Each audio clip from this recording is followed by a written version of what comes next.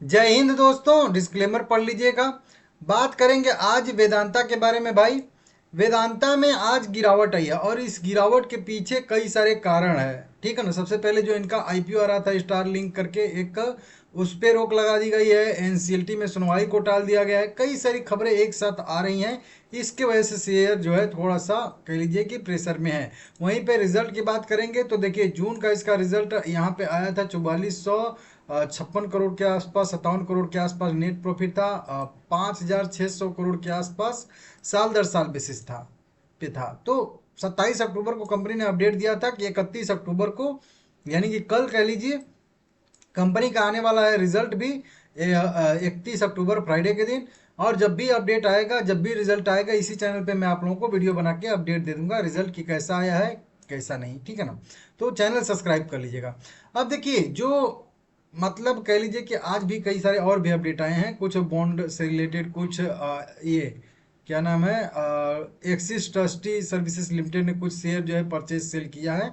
इस तरीके का भी यहाँ पे अपडेट निकल के सामने आ रहा है, जो कि आप लोग चाहें तो देख सकते हो, पढ़ सकते हो। ठीक है ना। देखिए, डीमर्जर से जो न्यूज निकल के सामने आ रही है कि डीमर्जर में क्यों देरी हो रही है, आगे क्या कार्रवाई हो रही है, क्या सुनवाई हो रही है, कब होगी, ये सब कुछ यहाँ पे डिटेल में बताया गया है। और उसी की वजह से ये जो है गिरावट भी आ रही है। यहाँ पे तो कहा जा रहा है कि अब एक शेयर पे 5 शेयर मतलब मिलेगा। वेदांता डिमर्जर में एक और अड़चन, और इसी अड़चन के बारे में हम लोग बात करेंगे। एनसीएलटी ने सुनवाई टाली है और नई तारीख जो है का ऐलान कर दिया है। देखिए, वेदांता का डिमर्जर बहुत दिन से चल रहा है, जो आप लोग देख ही रहे हो। लेकिन उसमें एक एक करके कुछ न कुछ अड़चने आती रह रही हैं। ठीक है ना। एनसीएलटी में सुनवाई में देरी सबसे पहले तो हो रही है। और अगली सुनवाई कब होगी, तो देखिए, अगली सुनवाई अभी 12 नवंबर को होगी। जो अगला हम लोगों का अभी 12 नवंबर आएगा। ठीक है ना।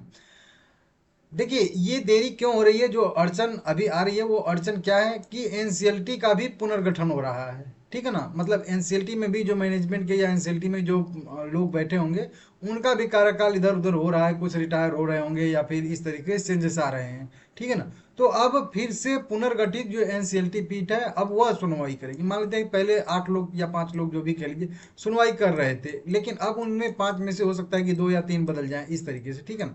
तो उसका भी पुनर्गठन हो रहा है। तो इसके वजह से थोड़ी सी डिले हो रही है, देरी हो रही है। यह पीठ जो है वेदांता की याचिका और विभाजन पर सरकार की आपत्ति पर सुनवाई करेगी। वेदांता ने विभाजन योजना पर एनसीएलटी की सुनवाई जल्द से जल्द शुरू करने का अनुरोध किया है। तो वेदांता अपने साइड से अनुरोध कर रहा है कि भाई जल्दी से जल्दी करिए, क्योंकि अभी इसी 2025 में ही यहाँ पे इसको कंप्लीट करने का प्लान था वेदांता का, कि अभी ये जो 2-3 महीना बचा है इस साल में, इसमें कंप्लीट कर देगी। लेकिन अब जो है ये होता नहीं दिख रहा है, अभी टाइम लगेगा, और वो आगे लिखा गया है यहाँ पे। ठीक है ना। विभाजन के लिए एनसीएलटी की सुनवाई पहले मंत्रालय की आपत्ति के बाद स्थगित की गई थी, और उसके बाद जो है फिर पुनर्गठन योजना पे जो है स्पष्टीकरण मांगा गया था।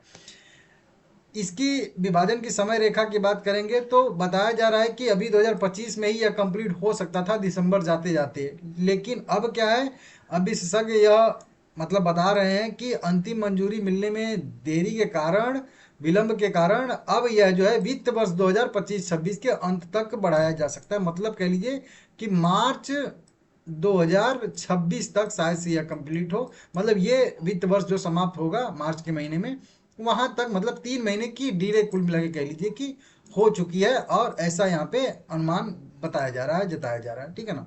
क्रेडिट रेटिंग एजेंसी जो क्रिसिल है, उसने भी अपना अंदाजा वहीं बताया है कि 2025-26 के वित्त वर्ष के अंत में जो है यह कंप्लीट होने की संभावना दिख रही है। और क्रिसिल ने प्रस्तावित डिमर्जर योजना 18 फरवरी 2025 को कंपनी के शेयरधारकों के जो है और लेनदारों के लिए जो है यह अनुमोदन पर ध्यान दिया। ठीक है ना। तो इस तरीके से अपडेटें निकल के सामने आ रही हैं। देखिए, अभी अगली प्रक्रिया जो इसकी है कि एनसीएलटी में सुनवाई फिर से अब होगी, क्योंकि अभी सेबी से मंजूरी मिली है।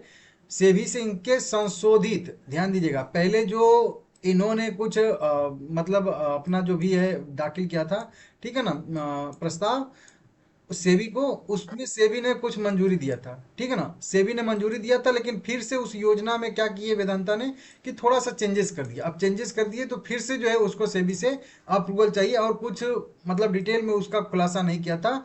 क्योंकि बाजार नियामक ने स्पष्ट किया कि मंजूरी के बाद योजना में संशोधन से नाखुश खुश नहीं है। तो मतलब वहीं मतलब संशोधन कर दिया गया था उस योजना में, और उसके बाद सेबी ने फिर से जो है सरकार के जो है आग्रह पे फिर से इनसे और कुछ डिटेलें मांगी, ठीक है ना। वो डिटेल इन्होंने जमा कराई, तो उस संशोधित योजना को फिर से शर्तों के साथ जो है यहाँ पे मंजूरी मिली है, ठीक है ना, शर्तों के साथ। अब ये योजना फिर से जाएगी एनसीएलटी के पास, एनसीएलटी इस पे विचार करेगी। अगर एनसीएलटी से मंजूरी मिलता है, और जितना जल्दी ये मंजूरी मिलता है और सरकार जितना जल्दी इस पे सहमत हो जाती है, वो इतना जल्दी कंप्लीट हो जाएगा। नहीं, जब तक ये पेंच फंसा रहेगा सरकार के बीच में और वेदांता के बीच में, तो फिर मैटर थोड़ा सा डिले हो सकता है। और भी वेदांता एक अपना स्टारलाइट इलेक्ट्रिक का जो है आईपीओ लेके आ रही थी, उस पर भी रोक लगा दिया गया है सेबी की तरफ से, ठीक है ना, कि अभी ये मैटर कंप्लीट हो जाने दीजिए, उसके बाद यहाँ पे ये मतलब आईपीओ आएगा। तो ये भी एक कह लीजिए निगेटिव अपडेट है वेदांता के लिए, ठीक है ना।